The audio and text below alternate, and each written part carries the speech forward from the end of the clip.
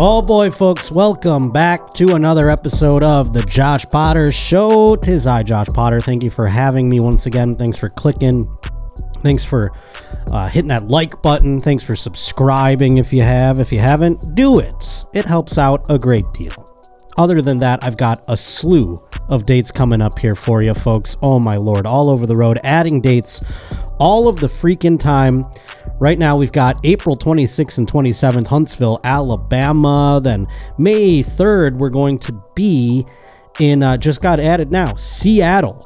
So get ready for that to be going on sale very soon. If it's not on sale as of right now, it will be shortly.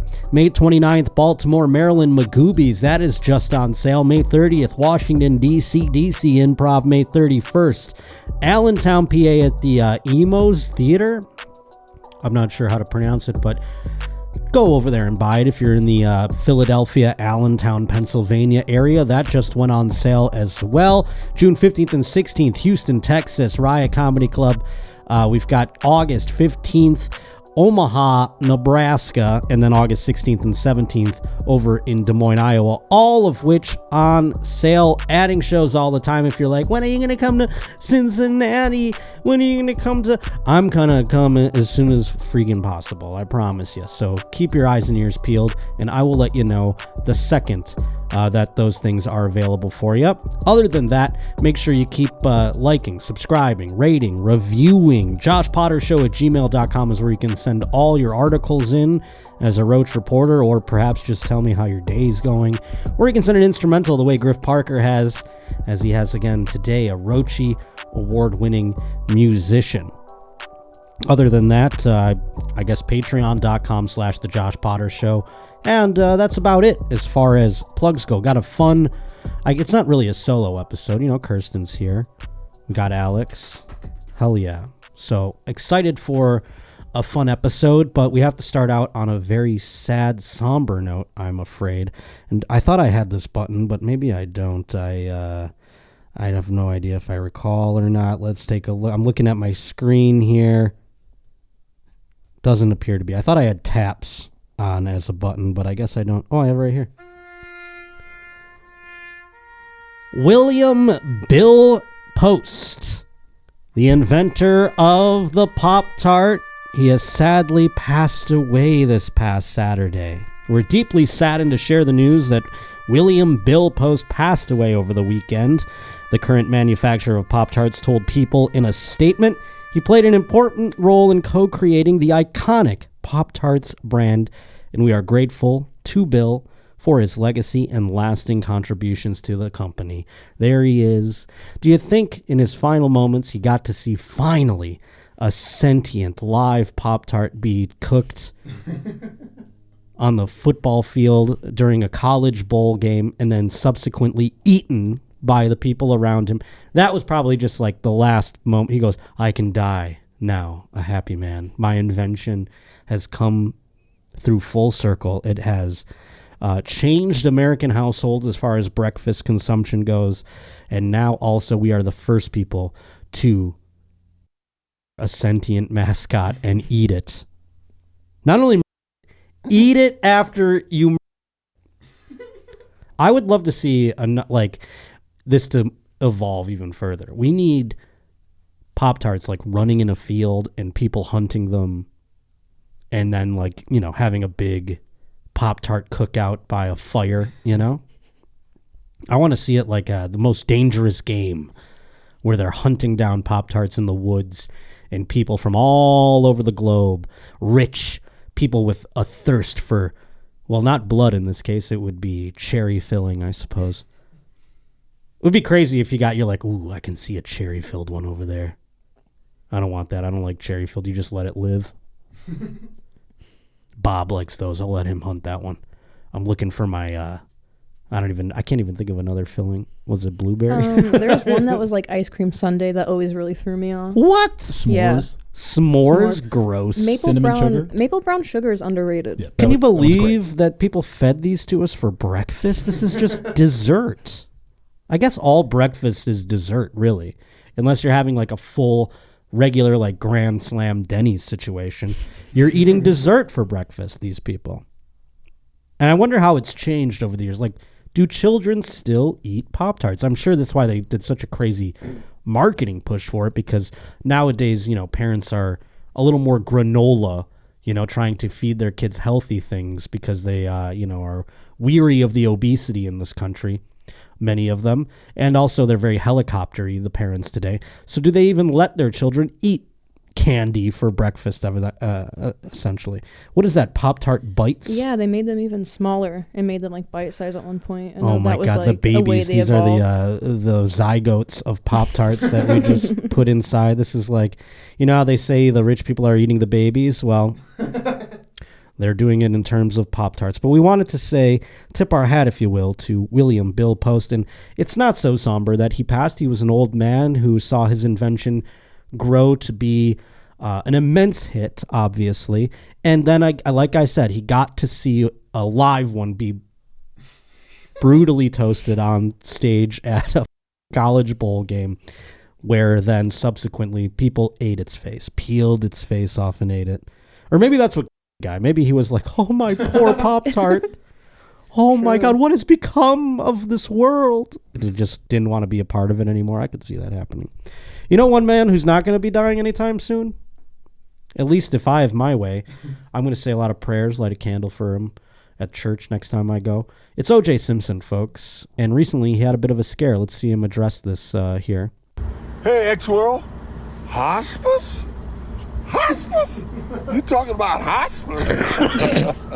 No, I'm not in any hospice. I don't know who put that out there, but whoever put that out there, I guess, is like the Donald say, can't trust the media. In any event, I'm hosting a ton of friends for the Super Bowl here in Las Vegas. And all is well, So, take care. Have a good Super Bowl weekend. Oh, God bless OJ. I mean, thank goodness that we got such wonderful news. I had seen the hospice remarks, and I thought, well, I just seen OJ walking around. Maybe that's fake news or whatever.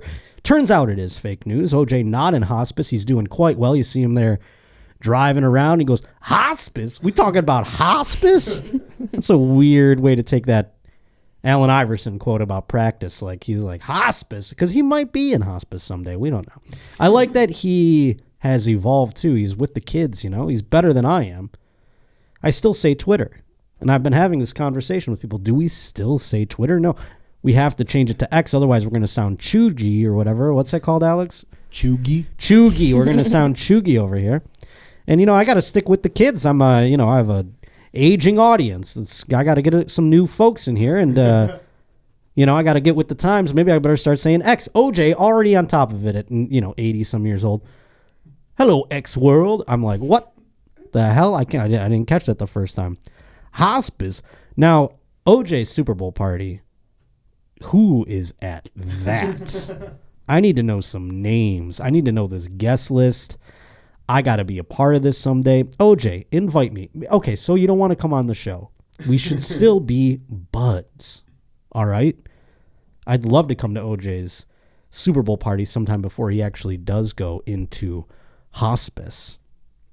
OJ also said something in there. What did he say about, he goes, it's like the Donald says, fake news or you can't trust the media. I think OJ was telling us that we can't trust the media well before Donald Trump. Way back when. When, he was accused of a double murder. He was like, no, that's just not true. You can't trust the media. I'm OJ. Boy, but I'm glad he's alive and well and he's not in hospice. It's going to be there is going to come a day, by the way, that the Buffalo Bills are going to build a new stadium. They're already underway. We talked about the pit, the sacrifices to the pit. Soon the pit will not be there. It will be a constructed stadium. And maybe I guess we use the old stadium as the new pit. I don't really know the way that's going to work out. But right now, on the current stadium for the Buffalo Bills, OJ's name is still prominently shown in the Ring of Honor. And people have tried to get it torn down. They've tried to get it replaced to no avail. A lot of hush-hush from the Bills. I have a feeling that when the new stadium is built, the letters OJ and whatever makes up Simpson, they're going to leave that one behind. They're not going to put it. They're just going to. We're just going to have the stadium. We're going to show up to it the first time it's open, the first game, and we're going to look around the Ring of Honor, and OJ's name just will not be there, and there will be no acknowledgement of it. It'll just be their way of being like, "Oops, we lost it in the move." But I don't agree with that. OJ should still be on the Ring of Honor. He did do the 2,000 yard season. I mean, we got to just keep it up there. And it's just kind of a little weird part of our history at the end of the day. A little wacky part of our history, that guy who was a giant star to the likes of, I'd say, Taylor Swift. I mean, back in the day, OJ could do no wrong. He was on every commercial. He was on television. His career was getting bigger than it was when he was just a football player. It was crazy. And then, of course, his ex-wife and a waiter wind up with 1 billion stab wounds into their body. And next thing you know, off the face of the earth, OJ. They took his statue down at USC. They took you can't find anything about OJ at USC. Coincidentally, you can't find anything about Reggie Bush at USC, which it's weird to compare, getting money for playing college football and a double homicide and treating those two people the same way. I think that's kind of fucked up. But nevertheless, I think the Bills should keep up OJ on the Ring of Honor. I don't know when they put him up there either. I don't know what year that was that they put OJ on the Ring of Honor, but wouldn't it be funny if it was after the double murders? They're like, yeah, OJ's in the news, but also, by the way, we are honoring OJ going up in the Ring of Honor. It couldn't have been too far before. If it was in fact before, if it was after, that's banana land. That would be hilarious. I would like that a lot. I think that would be wonderful. Let's get into some sports though. Beep beep beep beep beep beep beep beep beep beep beep beep beep beep beep beep beep beep beep beep.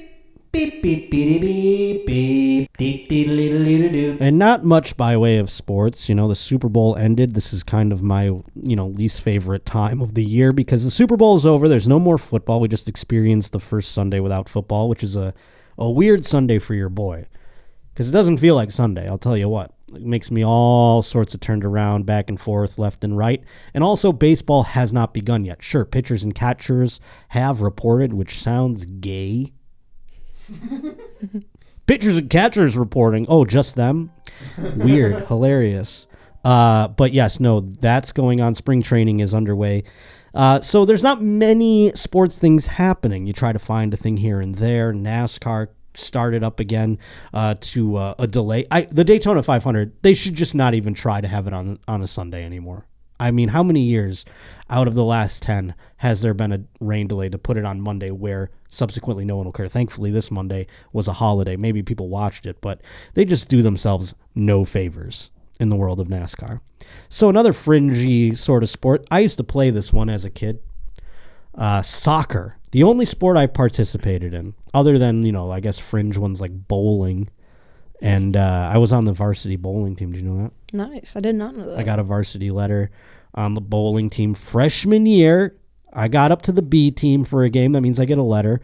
I was on the C team the other time, and the other person on the C team was a paralyzed guy. And they used to have me for him. He'd roll his way up to the old alley there, and he'd have a ramp where the ball would be placed on the top of it, and he'd push it off this thing and roll down onto the lane and into the pins. And so he'd tell me which board to put the old ramp thing at.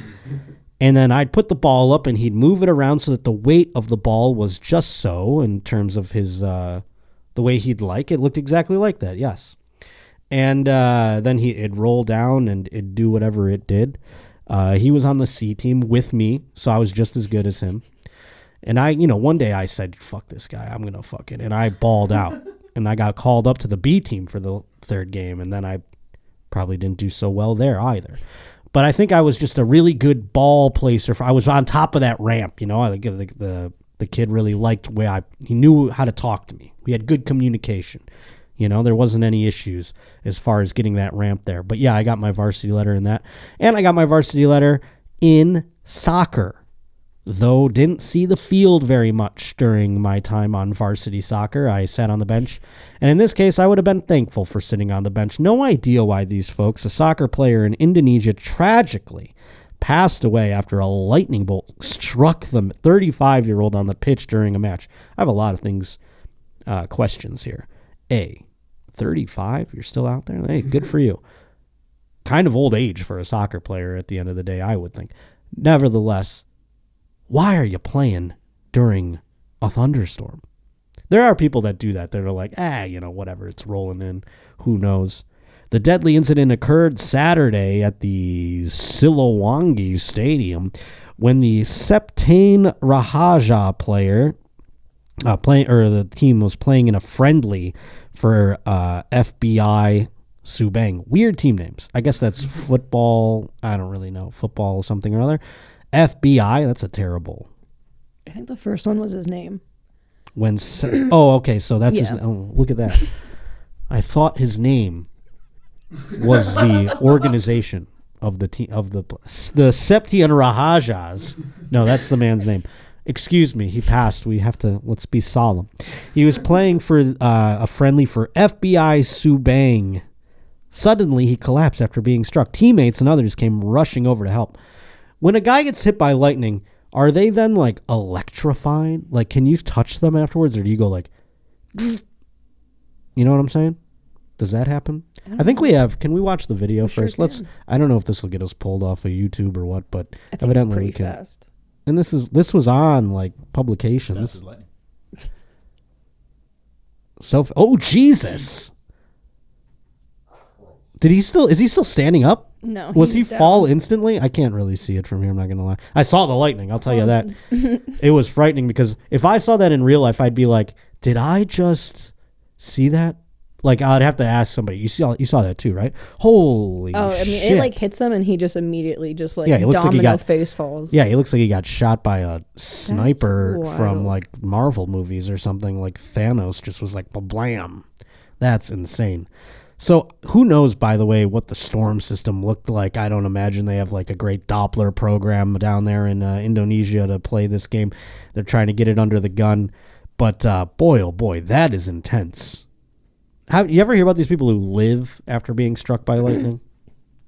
I always wondered if that's the case. If you live, and it's happened many times. I think there was a video I saw recently where there was a guy who got struck by lightning like multiple times and just like stumbled away or whatever, or survived at the very least. I think he got hit the first time, stumbled away, got hit by a second one, and then like, lived somehow. It's crazy. You have superpowers if you live from being struck by lightning, in my opinion. And if you don't, start telling people that you do, because boy, oh boy, that's insane. What does it say there? What have you researched? It's saying that they can often result in a temporary paralysis of the lower limbs that takes a few hours to go away. Blown eardrums are also common. Also has this weird fact that pregnant women struck by lightning often survive, but their unborn children don't. And if they do, they're Raiden from Mortal Kombat when they come out. That's wild. So, I mean, hey, if you're going to get struck by lightning, make sure you have a baby inside you, because it seems like they take the brunt. My lord. Oh, no. If we're going to send somebody into a lightning storm, make it a pregnant person so that they survive. Anywho, speaking of... murder. I hit both of them there. That was fun. That was like a stereo one. Let me do that again. That was cool. Murder. Damn, in stereo. This one coming to us from Roach Reporter Jonathan Morell. JoshPotterShow@gmail.com is where you can send in your sort of things there. And I meant to do more research on this guy because I have heard of him. William Albert Haynes Jr. He was a wrestler from the Portland area, a professional wrestler, not necessarily a wrestler, the whole, the gay one is what I'm getting at, the one where they roll around and it's like, what are they doing? What's the goal here? I'm talking about the less gay wrestling, professional wrestling, surprisingly enough. And evidently this man, a big deal out of Portland. He's had matches against Ric Flair. He's come up to the big territories sort of in his career as those things were happening. Not necessarily a household name when it comes to, world wrestling entertainment. But nevertheless, he is taking up sort of arms or doing what wrestlers do. This is the least surprising outcome for a wrestler, in my opinion. He went the old Chris Benoit route. He's expected to be booked into jail in connection with his wife's death in the leanest neighborhood of Portland on Thursday. William Albert Haynes Jr. surrendered after about 2 hours when police arrived at the house following reports of a shooting. When officers were able to get inside the house, they found Janet Becraft had already died. She was 85. Good golly. That's one where, like, the cops show up, they're like, was it the gun? Haynes, 70, remains hospitalized for what police said is a medical issue not connected with the Thursday incident. That's a weird timing. He's like, I think I just got rid of my stupid wife. And now this old hernia is flaring up or whatever the hell he's got going on. He's expected to be taken to jail when he's released from the hospital in days. Authorities said charges against Haynes, will be released once he is booked. A pro wrestling website said his professional name was Billy Jack Haynes. Oh, we got Billy Jack Haynes here. Listen, let me tell you something, brother. My fucking wife really bugging me. 85, she won't just fucking die. I'm going to shoot her in the head. I'll tell you what, brother.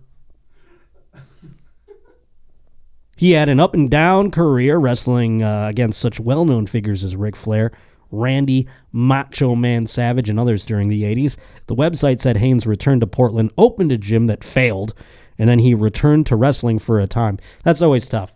You know, thank God comedy is not physical.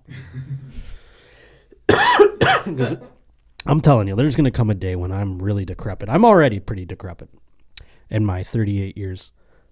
There's going to come a day when I'm really bad. And I'm up there, I'm like, I can't even walk, you know. And I can always do my job. Don Rickles did his job until he was basically in a fucking wheelchair. They would wheelchair him up to the side of the stage. He'd stand up, do his act, sit back down in the wheelchair. I'm sure he could have done it in the wheelchair, but that really kind of takes away from the energy a little bit, I'll tell you. Wrestling, I mean, it's crazy what we've seen like guys like Ric Flair do in their elder age, even guys like Hulk Hogan. I mean, even The Rock now, it's like obviously he's in tip-top shape, but he is he's over the hill. He's past middle age. And it's crazy that they can keep the longevity of these things going. I mean, Ric Flair wrestled well into his like 70s, which is nuts. So Billy Jack Haynes is out there in the lowest levels of wrestling and is like, I guess I could do it again. I can show up to a couple VFWs and take a few bumps. Boy, oh boy, poor guy. And his gym failed. His wife was probably, and then he was like, listen, brother.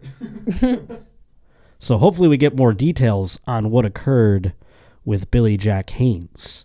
But that really takes care of the sports. I got to tell you, like I said, not much happening by way of sports this week. Hopefully next week we'll have some more stories as baseball coming back to the forefront here. And everyone's up in arms about the baseball jerseys. Because I think it was, Nike that's doing them now? The new baseball jerseys, everyone's up in arms because they look like they were bought on Wish. They have like screen print. It's very bizarre. People are very upset. So I don't know if these are just like the ones that they're rolling out just to make you be like, this is what they look like, or if they're the official ones.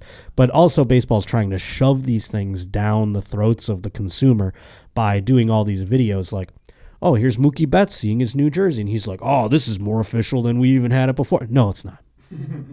It looks wild. Some of them look so strange. Like they look like they were like just made right, like in a haste right before it. And you're like, is this made in China? China? Oh, there they are. The fucking font looks all weird. I don't know. It just looks worse. These are the Diamondbacks showing off their new jerseys. Starling Marte. I don't even know who that is. I'm sorry. Sorry, Diamondback fans. Corbin Carroll.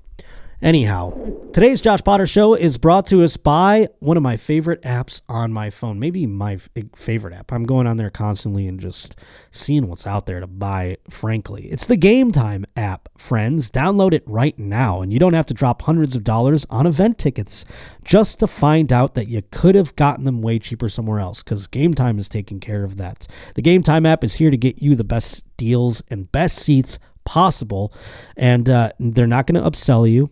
And they're not going to make you sit behind the stage. No, you actually see where you're sitting. It's pretty wonderful. Game Time is the fast and easy way to buy tickets for all the sports, all the music, all the comedy and theater events in your town. Or maybe if you're visiting somewhere else, they can help you with those as well. They've got killer last minute deals, views from your seat so you can see what you're going to see before you buy it.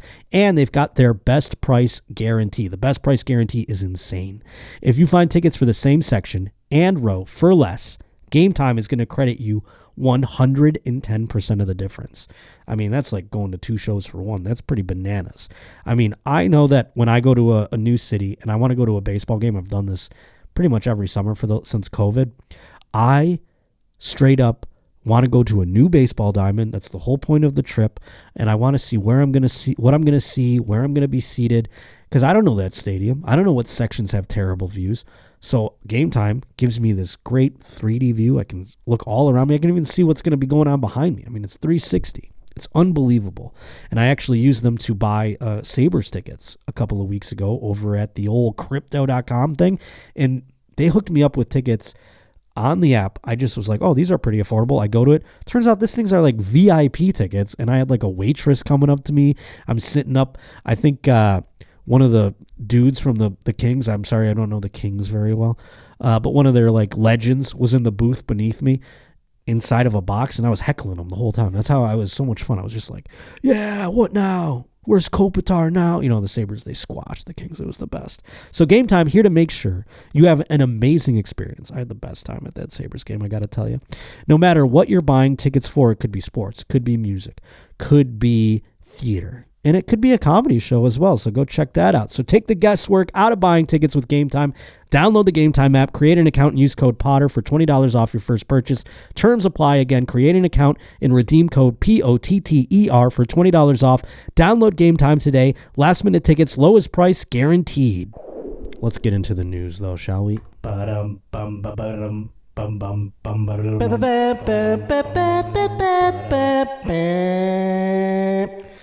We got a couple of stories about airplanes here coming to us from C.T. Riley. Now, we've seen a lot of heinous acts that human beings have conducted on planes.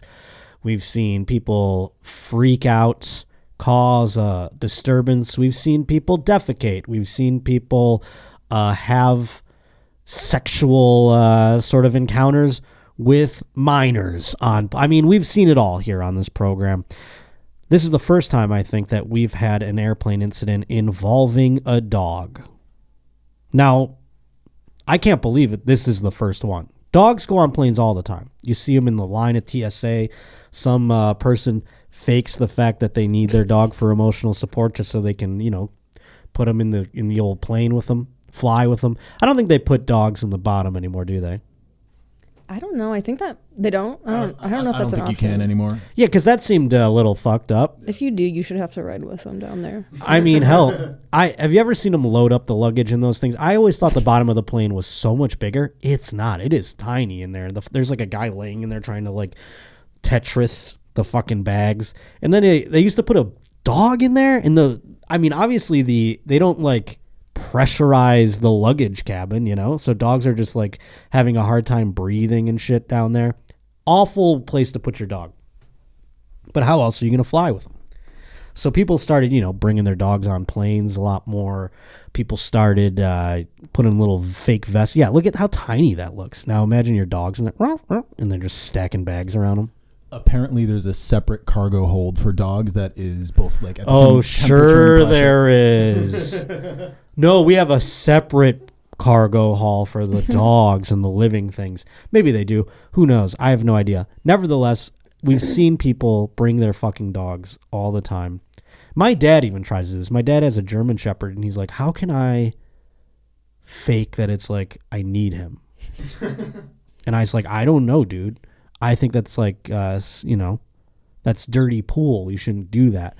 But he wants to like bring him into hotels that he's not allowed to bring him into, stuff like that, And I guess it makes people go around skirt the law and try and get their dog a fucking vest or whatever it is that I don't think anybody really gives a shit at the end of the day. But this dog caused quite the stir, and I'm surprised it's the first dog that we've seen really cause quite a stir. Most dogs, I feel like, behave better than the fucking human beings on there.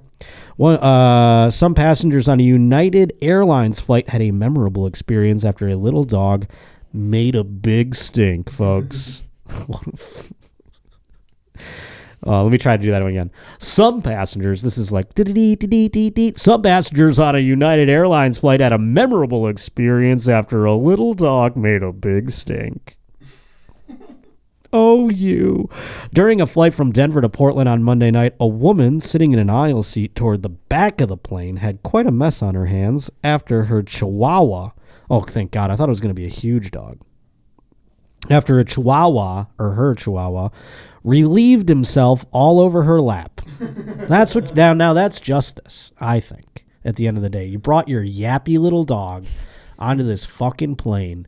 If I'm sitting in that, like, around that person, it's like, I'm ready to kill the dog. I'm not going to lie. I know that's you're going to say, I'm going to get hate in the comments, you know? Hate from all over the world.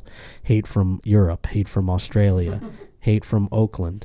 Nevertheless, I think it's justice that this woman brought her yappy dog on there, and this dog just shits all over her lap. Oh, yes. All of a sudden, a poop smell hits you, and a lady behind me who's pregnant said that she has heightened senses, and so she hit the call button. Yeah, pregnant women, they can smell things really good, like to the point of like you shouldn't leave your house if you're pregnant. I mean, you can live if you get struck by lightning, but boy, oh boy, you smell poop, you're done for. Heightened senses. So, yeah, she hit the call button. A passenger who only identified himself as Nick told WGN, I turned on my phone light, and that's when I realized the dog was out. And we were debating, was it her or was it the dog? What a fun debate. Is that dog shit, or did that woman shit all over herself, front-wise and back-wise? What would you have thought it was? I mean, I probably would have thought it was the dog.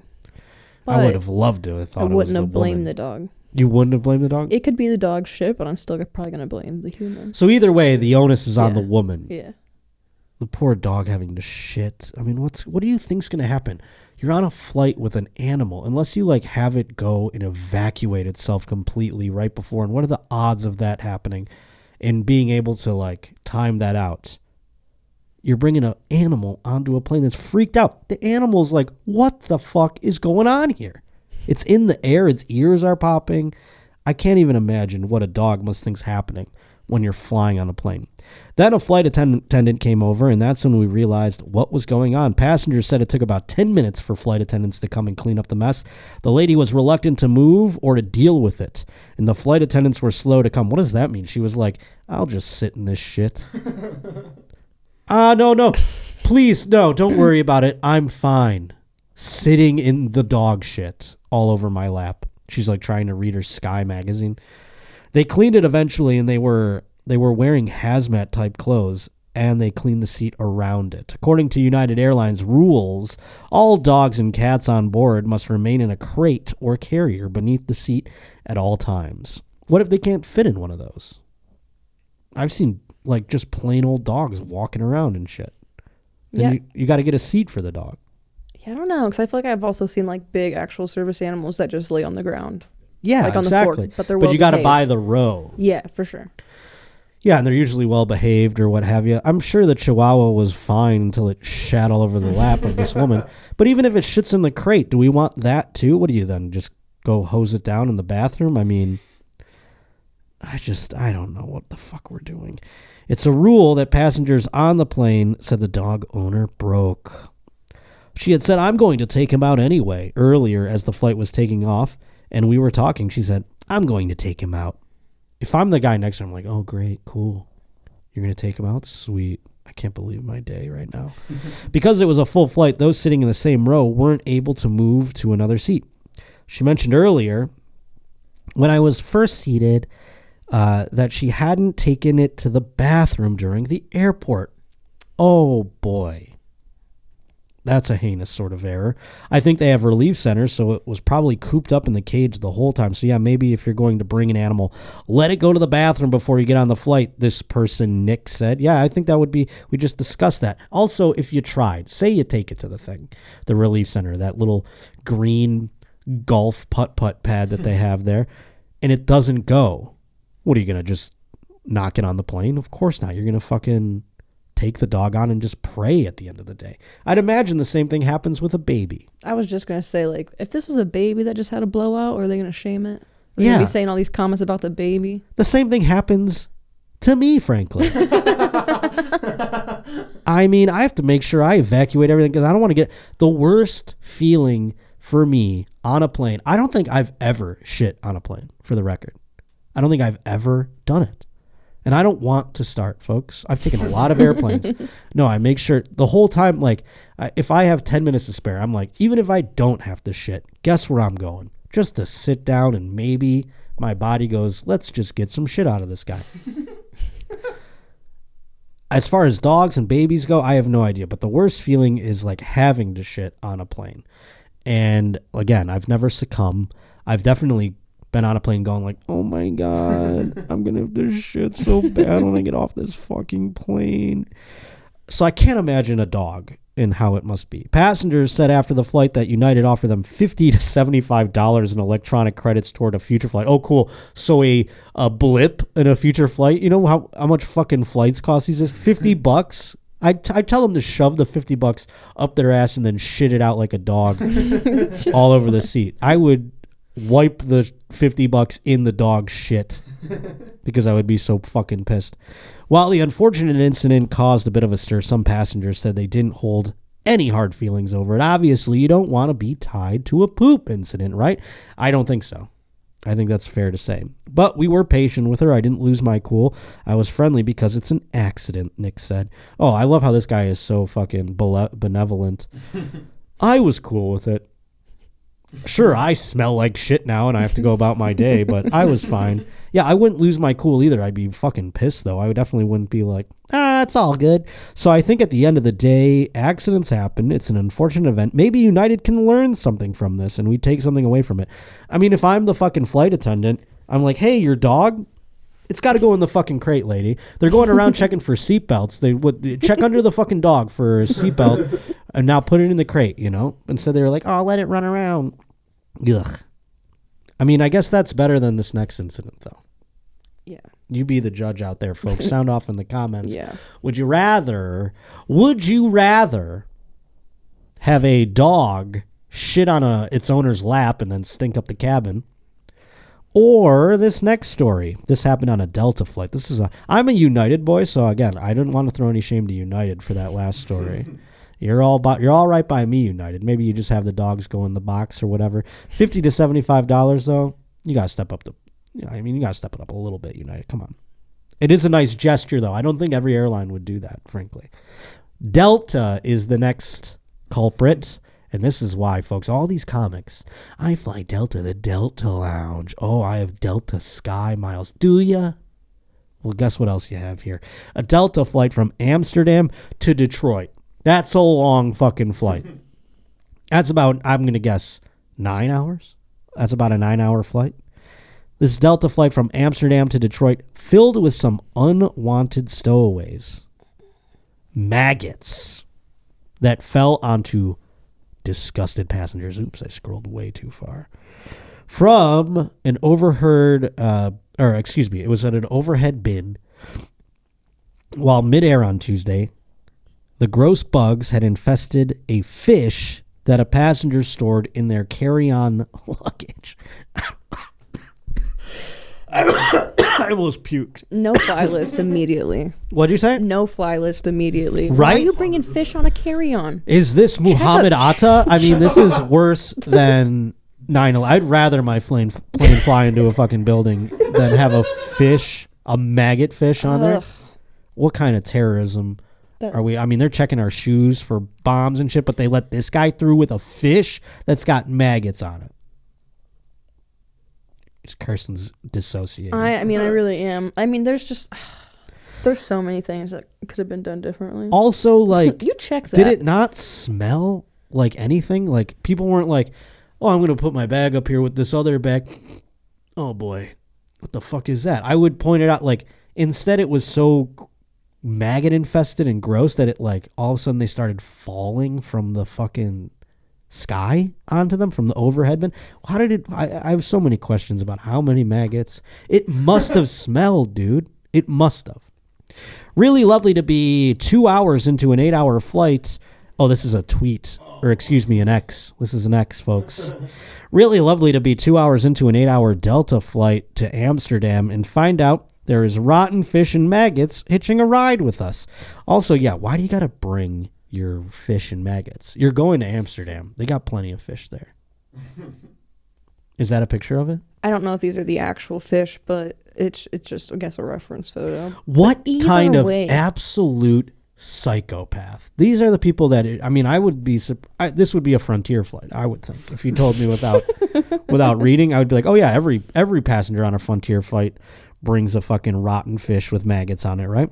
One passenger named Kelsey tweeted, in a since deleted post about the flight from hell. Why would she delete it? She's like, oh, I shouldn't have thrown that shade to Delta.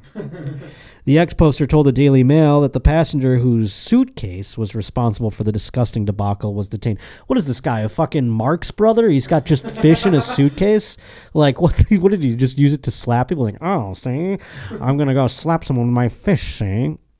The blood-curdling incident also caught some attention on a Delta Reddit page where commenters claim to have witnessed the airborne atrocity. My family and I were in the row directly in front of the maggots. The lady right behind us told the flight attendant the maggots were falling on her head. Wrote an alleged passenger of the unfortunate incident. Ugh, I turned around and they were wiggling around on the seat. Also, if the maggots are in the fish, is the fish just like free touching everything else in your suitcase? Like, you don't have it wrapped? I think it was just a suitcase with a fish in it, like a cartoon, like it was a fucking Bugs Bunny cartoon. Like, this man was like, and by the way, when I hear suitcase, I think more briefcase, like where he's like, skadoosh, and then he opens it and it's just a fish, a maggot fish. Ugh. What's confusing is, like, they take away fruit from you at the airport. So yeah, you can't bring food. Like, especially international. Yes. I feel like they're even more so. How would that not look wild on the little x-ray machines? They weren't moving? Were all the maggots just like, all right, guys, be still? There's just, wow, he's got a lot of jumping beans in there. I mean, what the hell did you think was going on in there? TSA's not looking at anything. I mean, if you can get a maggot-filled fish in a briefcase through a thing, you can get a bomb through there. I'm just saying. So yeah, they're all wiggling around on the seat. The Reddit poster's family was moved further toward the plane's front, and the offending fish was wrapped in newspaper. So it wasn't wrapped in anything. The offending fish. So someone was like, what the hell's doing this? They open it up, boys. and there's just a fish up there. They go, that's what I'm saying. I mean, you don't have any cellophane. Wrap it in one of those fucking, you know how they give you the blankets on the flight in those wrappers? Put it in one of those plastic bags or something. Wrapped it in a newspaper. You know how their doors are blowing off the plane? I would have kicked one open just to fucking throw the fish out. Ugh. I would have blasted a panel open just so I could throw that fish into the fucking ether.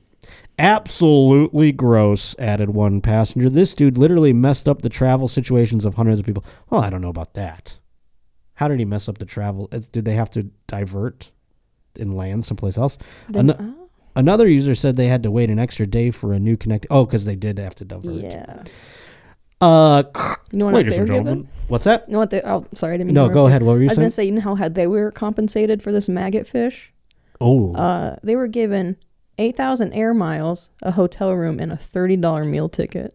That's more than $50 to $75. 8,000 air miles is nothing to sneeze at. That's like a two cross country flights right there. $30 meal ticket to get some fresh fish. Ooh, yeah, that's tough. I wouldn't want a meal. Let's just say I don't need a meal ticket. Thanks though, Delta. But I can't believe they diverted the flight just for a fucking fish with maggots in it. You know? Could you imagine the pilots coming across the fucking thing? He's like, ladies and gentlemen, we've got a bit of an incident that we're going to have to land for here. We've got a maggot-infested fish in coach. If I'm in first class there, I'm like, who cares? They're all maggot-infested fish. Let them deal with it. This is what you reap. I would be upset if I was in first class. If I was in coach, I would have been like, really? I can just deal with it. I wouldn't like if they were raining on my head, but go put those people in other seats. Kirsten's shivering. I can't do it. The idea of them like dropping on my head, like you would have had to divert the fight because of how I would have reacted. When you think of maggots, though, you think of like the little white squigglies, right? Yeah. It's more the fish smell that would get me. And they didn't experience that before the maggots. Maggots aren't that bad. They're bad, but where they come from is the real issue, in my opinion. So there's just a fish corpse up there. If my bag, I would be like, I mean, I can't believe somebody else would put their bag next to this bag, and nobody smelled it. This man wasn't in line at the fucking Sky Bridge, and someone's like, this dude smells like, I'm pray to the Lord, I'm not sitting anywhere near this fishy smelling dude. You know, fish smell terrible, especially rotted maggot ones. Now, it doesn't say anything about who this guy is. It doesn't say anything about why this man had fish. There's no interview. This journalism is dog shit, if you ask me. Why are they not getting to the bottom of what on earth, what earthly reason would there be for you to bring this fish onto the plane? I do not understand. I need to get to the bottom of it, frankly. So if you're out there, if you're an investigative Roach reporter, joshpottershow@gmail.com, somebody, for the love of God, find me who this is and find me a reason why they would be transporting a fish in general from Detroit to fucking Amsterdam, unless it was a prank. Maybe it was like deliberate and it's like, I can get this fucking rotten fish on board. So keep that in mind if you're worried about bringing weed or a weed pen. These people are letting maggoty fish in through the thing. So they're coming from Amsterdam to Detroit, that's crazy too. Like, isn't Detroit close enough to some like water where they can just get fish here? I mean, sure. What are we doing? I don't know what kind of, is there a fish that's specific to Amsterdam that they're like, I must bring? But also to be like, you wake up in a haste that morning, you're like, I haven't packed yet. And you just throw a fish in a fucking suitcase loose? What if there was like clothes in there too? I want to know the other contents of the suitcase. Oh, my Lord. I have so many questions that are not answered by this dog shit article. Daily Mail, step up your fucking God. Before we get to a fun video I found, I got this little story from T-Bone that I found interesting. This involves a 73-year-old Australian man. He was positively shocked to need urgent urethra surgery after he jammed 3 button-style batteries into his penis. Penis! There they are. Penis! Yes. He jammed 3, now button-style batteries. That's like a watch battery. Yeah. I was thinking. Those ones are dangerous, too. I'm like, are they C batteries? I think those ones like erode easier. What's that? I think they like erode easier. Yeah, but I mean, they're going to be in there long enough to erode. But yeah, I mean, if it was a AA or a AAA even, or a C battery, I thought he was just like logging it up. If your urethra can handle a C battery, good God. Even these though, 3 of these little guys is like kind of like a AAA. At the end of the day, maybe half of one. The unidentified man, why didn't he get identified?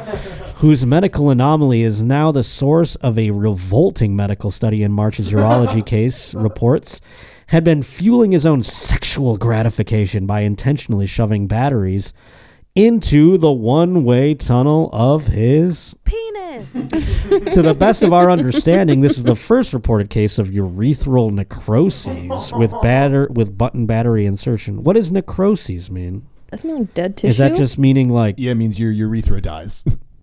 Oh, my Lord.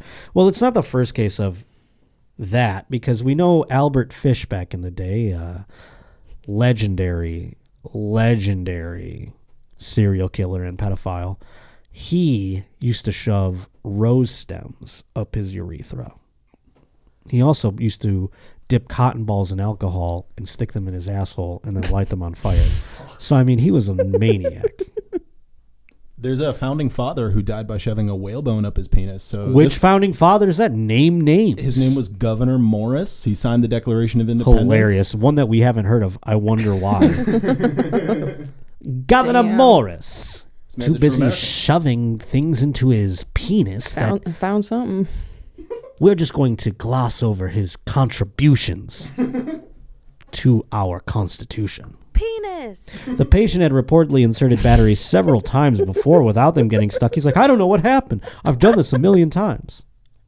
Oh, shit. Zoom in on that. Oh, it's a... Oh, boy. So I'm trying to gauge how big his dong is here. I mean, that looks like a thick dong. No, I think it's maybe like it's bent over a little bit. Well, it's to the side, obviously. Yeah. You know, he's laying down and all. And it's interesting that he put them in disc-wise. I thought that they would go in a little more Maybe they laterally, just a moved on their little own. like they would be stacked in like sort of a way that they would go then be shoved in aft. You know what I'm saying? Like a little more flush. Maybe they've toppled over. But boy, oh boy, the long way, the flat way, into your penis hole. Good golly. I think he does that and then like starts at the base and kind of pushes up to release them like a Pez dispenser. Oh, you mean when he's trying to get him back out? Yeah. He's like, it's like a go-gurt. He's squeezing it like a go-gurt, like skadunk, skadunk, skadunk. And this time Yeah. he was like, I can't get it. It's in there. Oh, no. My sweet, Lord. sweet. Penis. He also endured shockwave therapy on his member. Jesus.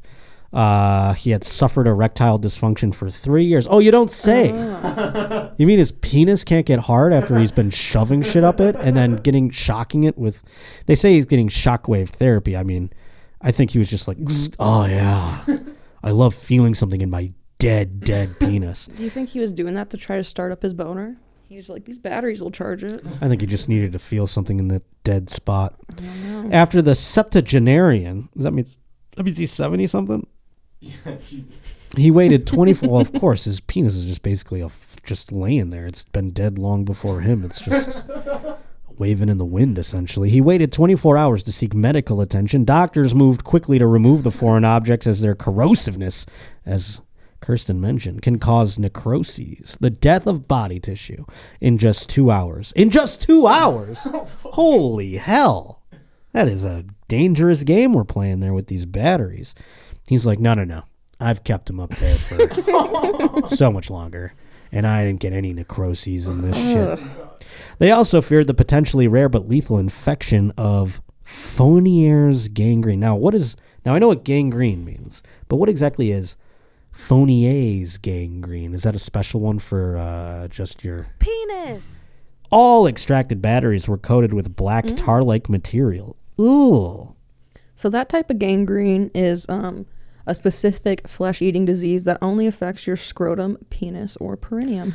Ooh, so they've got Gangrene of the tank above. Your genitals got their own special gangrene. That's cute. Ah, now who's Fournier? That's what I need to know. That they named it after him. He's the first guy that got gangrene on his cock, so they're like, we're just going to name this one after you, pal. We can't just make it gangrene like everything else. You didn't lose it in a war like someone would lose their arm in the Civil War or what have you. Fournier didn't lose his arm or his leg. He lost his penis and his scrotum. After several unsuccessful approaches, surgeons resorted to forceps, which finally got out the little buggers. All extracted batteries were coated with black tar-like material. What the fuck is that? Just gross nonsense in your D? Just the rotting flesh of the inside of his urethra. Imagine when you jerk off that you don't make Oh, my white, you make Lord. tar black. What kind of horror movie is that? Shooting Jesus. things like venom out of his dick. Yeah, exactly. It is like venom. Ugh. That wasn't the end of it, though, turns out. No. 10 days later, the man returned to the hospital complaining of swelling and icky discharge. Not the normal icky discharge that one would complain about out of one's pee-pee. Prompting doctors to aggressively operate yet again. At this point, just cut it off, I would say. An incision was made to the penile skin, researchers noted, adding that a large amount of fluids leaked out. Oh, my Lord.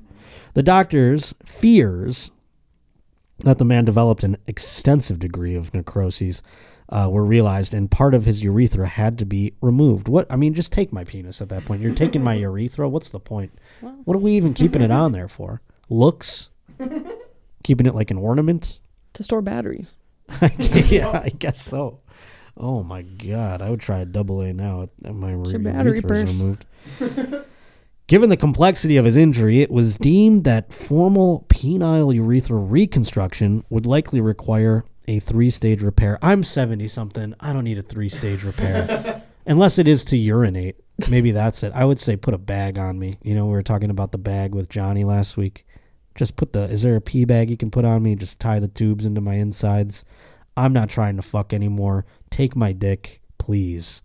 To the researchers who described the complex 6-month procedure of mucous membrane grafts, after assessing the extremely damaged penis, ultimately doctors decided the best option would be for no further penile reconstruction. Bye-bye. Penis. Bye-bye. Bye-bye. Penis. Boy, oh boy. One man who should probably lose his penis.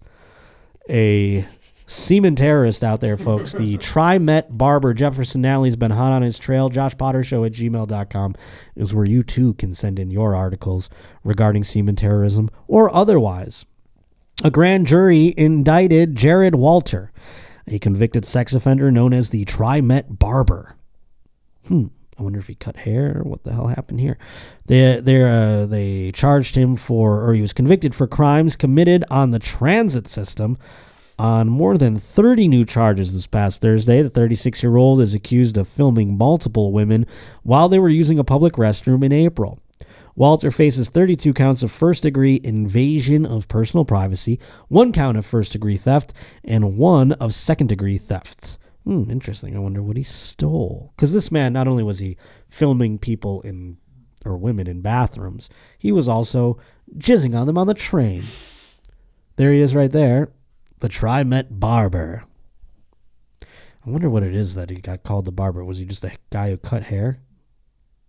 Walter, who received a lifetime ban from Tri-Met. Is that the Metro? I think so. In 2017, after numerous arrests for cutting, touching, or masturbating into the hair of females. Oh, he loved hair. So this is kind of like a weird, like, Batman villain name.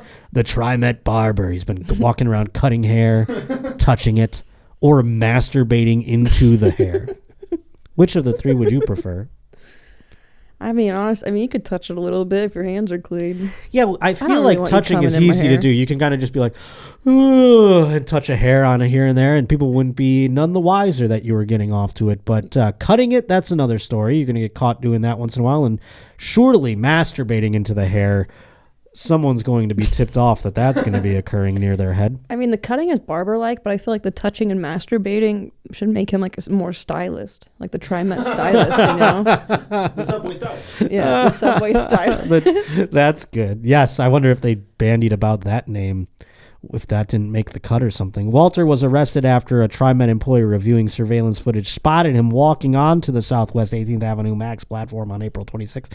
On April 20th, Portland Community College security officers responded to reports from a student whose backpack was missing. The student said she was using the restroom when someone entered the bathroom and took her bag off of the coat hooks. That's like my worst fear, when you have like the stall closed and you hang up your bag and you're just on there, you know, trying not to shit on an airplane or whatever. And all of a sudden someone could just reach over that thing and grab it and run. And then you're, you know, by the time you get out of there after you shit all over your pants or whatever, you might never see that bag again. The college's security footage caught the person, later identified as Walter, entering the bathroom and taking the backpack. Between the 26th and 30th of April, police received multiple reports of the person entering a women's bathroom and recording women in different businesses in Portland. Okay, so he's in there recording. And what is he, sticking his hand under the thing there? I wonder how he's doing that. Investigators tracked the person using surveillance footage and witness statements. Walter's criminal history dates back to 2010, when multiple Tri-Met passengers reported that he had been snipping off chunks of their hair while on the bus. The bus is a scary place, isn't it? You never know what you're going to encounter. Women just shouldn't even be allowed to ride the bus. For their own safety. It should just be a rule. Women not allowed on the bus. Too many freaks on here. In 2013, he was arrested again for masturbating into a female bus passenger's hair. Now, I have a couple questions about that.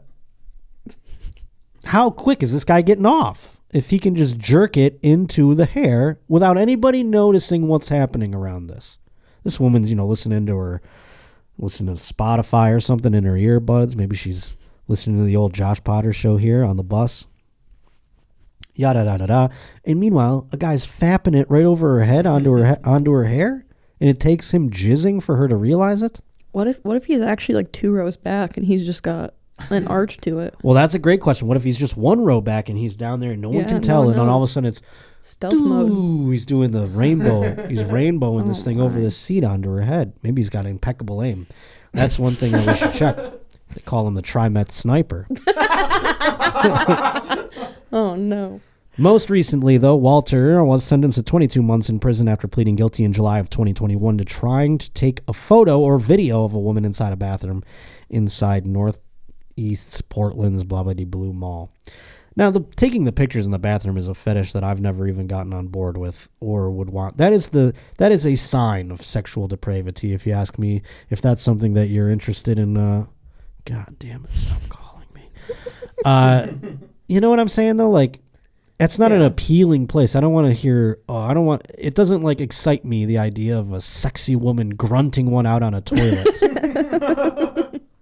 So if that is like, if you are so lost and gone and depraved that is something that excites you, what's next? You're just jerking off on a bus and blowing it into a girl's hair. There he is right there, folks. Get a good look at Trimet Barber. We should get a wall of fame. Him and Javon Belcher, a couple others, put them on the wall. Maybe the fucking fish guy, if we can find out who the hell that is. Speaking of fish, folks. As if we weren't as if they weren't enemy number one enough already. This story comes to us by way of T-Bone, joshpottershow@gmail.com. Pleased to be sending in your stories. We have a story here about horny fish. Who knew there was such a thing? I guess I knew fish fucked, but I mean, people like, Chase, she's a pescatarian. She doesn't even consider fish sentient enough to be animals, so she can eat them. Do you know what I'm saying? Yeah. So I guess I didn't think of fish as getting it on quite a bit. When I think of a fish, I don't think about their penis. Just think about their gills or whatever. So evidently there's a bunch of horny fish and a bunch of unnerved residents in Tampa Bay, Florida, are now scrambling to explain mysterious rolling bass tones that vibrate their walls at night and rob their kids of sleep. But do fish really fuck? I thought fish just like spoot their shit out into the water and it finds its way. Yeah, I don't know. I thought they just jizz out there, and then the jizz is out there in a little string, and then another fish comes along and absorbs it or something. I don't think it's fish sex. I think it might just be fish comes. Well, frantic. Maybe it's just fish coming. It's they got a whole lake of Trimet Barbers in there. Trimet fish. The Trimet Barber fish. I caught a Trimet Barber out there on the old lake today. This thing's loud as hell, just jizzing everywhere. Frantic theories have run the gamut, from secret overnight operations at a nearby military base to a code-violating nightclub, or even incoming alien squadrons. I mean, they have really tried to explore all the options here as to what this sound can be. But a scientist from the region, and now, I don't know, a scientist from Tampa Bay?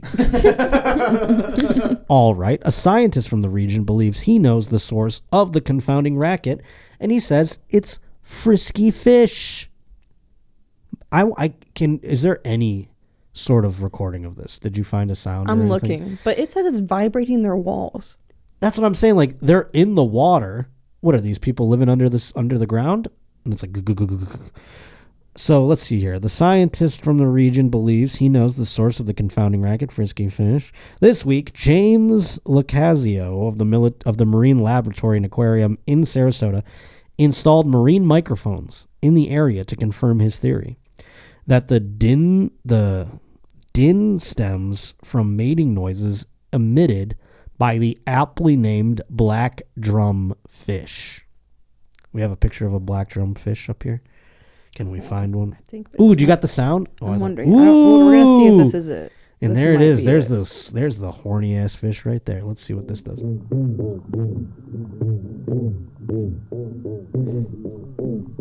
Oh yeah. Oh yeah. Kind of sounds like sex through a wall. Oh yeah. Get it. You like that? Yeah, you like that.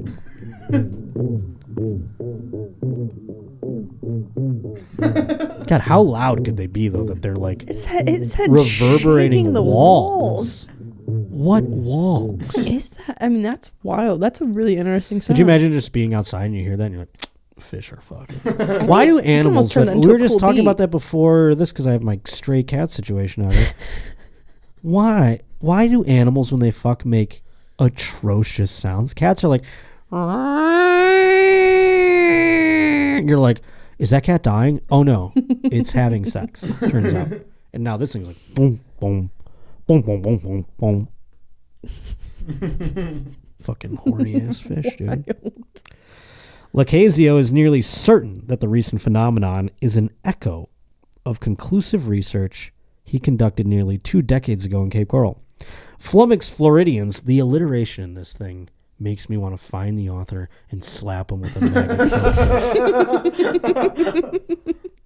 Flummoxed Floridians in the area complained of incessant bass noises disrupting their evenings. Lacasio caught wind of the situation while completing his collegiate coursework and conducted experiments proving that the tones came from mass black drum mating events in local water. So you got a whole goddamn lake of these things, and then it just creates this wild sound. And they can get more than 100 pounds, it says. Like, these are huge. Oh my lord. That doesn't look like the little fish they just showed us on the other one. Oh my god. Well, we don't know the scale of that last one. It could have been very big. This one could probably shake a house. I can see it now. Oh my god, imagine this guy trying to get through TSA.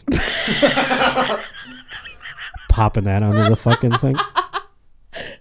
Oh, what? I gotta check this fish? It's too big to be a carry-on? There was no newspaper big enough to wrap them. Oh, sorry guys, I gotta go back and check my fish. They won't let me. Boy, oh boy. A retired science teacher let me use her back porch for 3 months, this scientist said, and it was very productive for my research.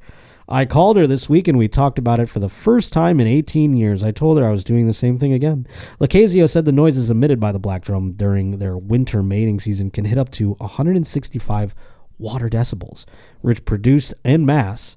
The sounds are conducted through the ground and become audible on land.